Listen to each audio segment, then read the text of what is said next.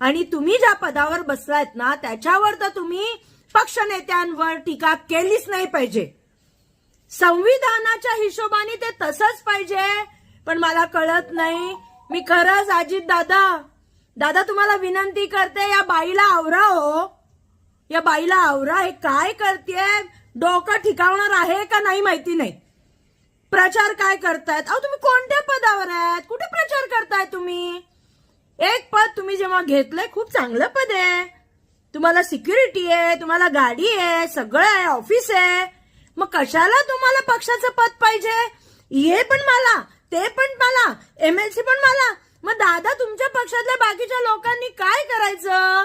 नुसतं असं बसायचं का बघत तिच्याकडे. बस तिला पदावर असं कार्य काय आहे.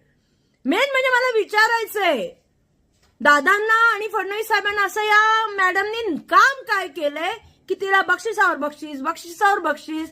म्हणजे तुझी मुदत संपायच्या आधी तुम्हाला पुन्हा पत्र देण्यात आलं. कायद्यात बसतंय का मला नाही माहिती. मला तो अभ्यास करावा लागेल. पण हे खूप वाढलंय आणि हे चुकीचं आहे.